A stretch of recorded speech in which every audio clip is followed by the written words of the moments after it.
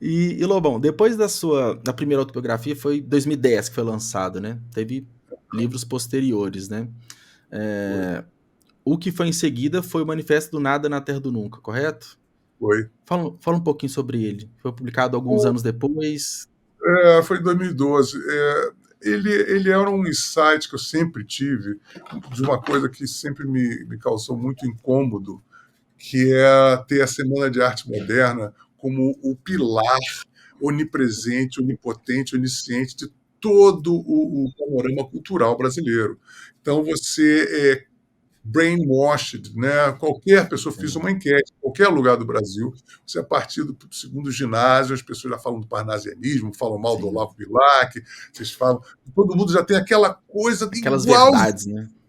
as verdades acabar com a rima e biriri. E as pessoas se esquecem que a Semana de Arte Moderna ela pariu dois monstros do ufanismo brasileiro, que foi o Plínio Salgado, com o integralismo, né, porque é um patriotismo doente, né, e o Uhum. comunismo, né, com o Oswald de Andrade, essa coisa cínica que eu acho torpe, horrorosa, que é usar a antropofagia para você plagiar, né, como sempre Sim. foi, copiar.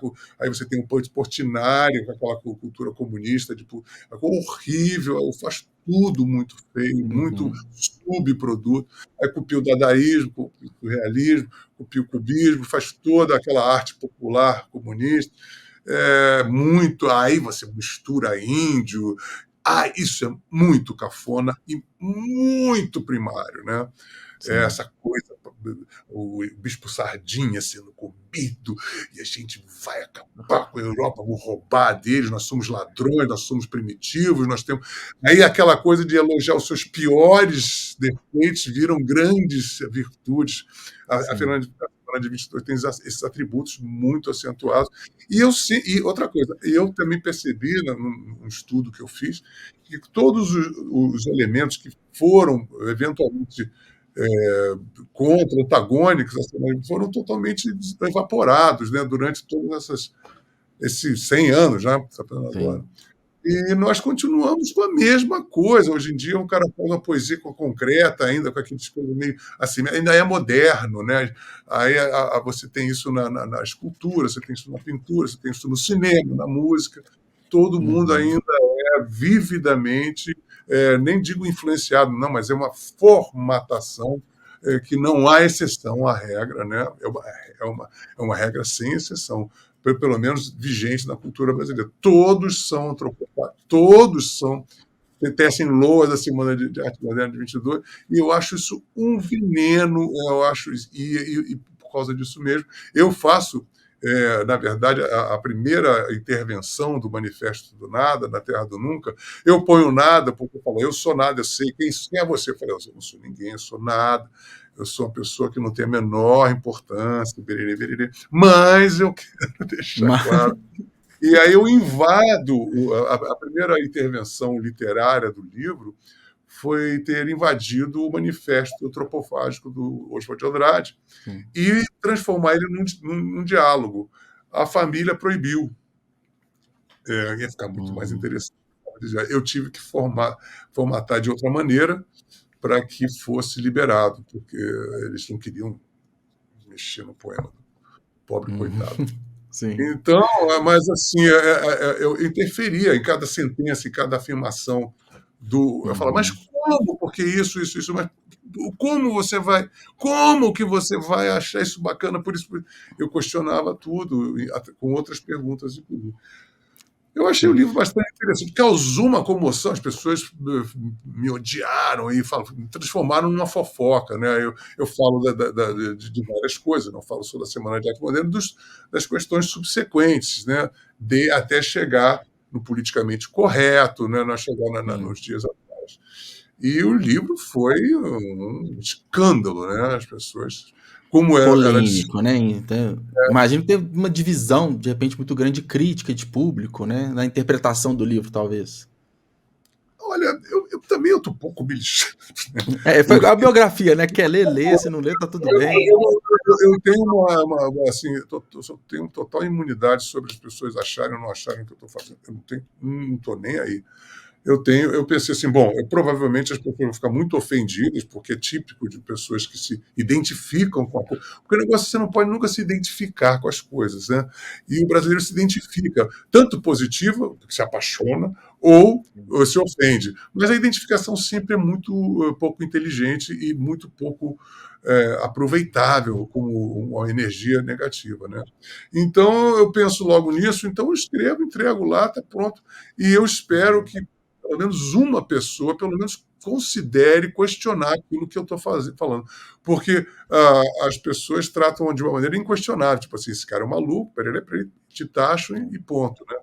Mas para mim também tanto faz. Eu já tenho visto o ritmo, né, histórico que o Brasil possui, a conduta que todos têm entre a relação com esse epítome da cultura brasileira, que é a Semana 22, e tá. Eu não tenho nada mais, eu não quero modificar aquilo, eu quero simplesmente mostrar os meus incômodos, né, e discordâncias basicamente conceituais e que são desonestas, são coisas. O que causa-me incômodos, o maior incômodo na Semana 22 é que é de uma desonestidade intelectual e de um cinismo malévolo para todos nós.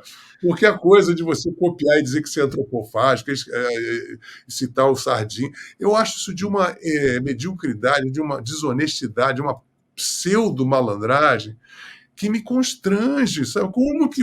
E o que me constrange é o cara já escrever aquilo, naquela época já era desonesto, já era suspeito.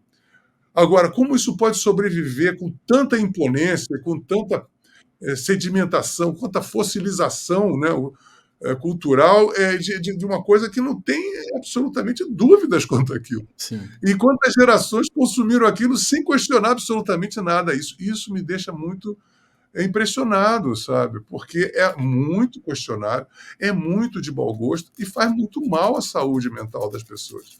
Mas as escolas competiam isso pra gente, assim, nós crescemos. No Brasil, né, você vê que por isso que eu era autodidata, quando eu falo assim, não, eu não posso acreditar nisso, né? Você vê que hoje, desde então, você falar em Olavo Bilac, o pobre Olavo Bilac fez uma obra barata, você não pode achar o Olavo Bilac, né? E aí você pensa engraçado, entra em incongruência, porque até pouco tempo atrás a rima era uma coisa, não pode fazer nada com rima, poesia. O Proust tinha uma coisa maravilhosa em relação à poesia e à rima, e que esses modernistas deveriam falar.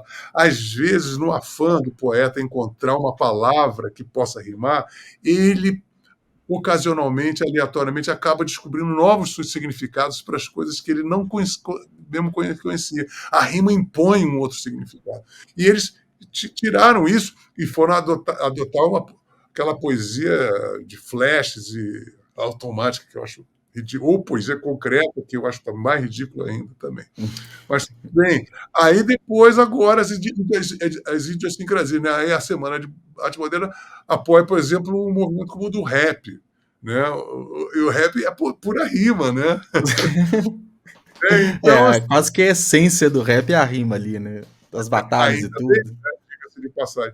Então, assim, é de uma desonestidade e de uma babaquice, é muito bobo, sabe? Atitudes como teve um parlamentar uma vez aí que, brigando contra o Halloween, queria fazer o dia do Saci Pererê. Isso é típico da Semana de 22, né? Isso é aquele ufanismo rastaquera de terceira categoria, bem característico da Semana de 22. E a produção, tirando um ou outro ali, o Vila Lobos, ele entrou meio que de gaiato, né? O Vila Lobos. Eu adoro o Vila Lobos.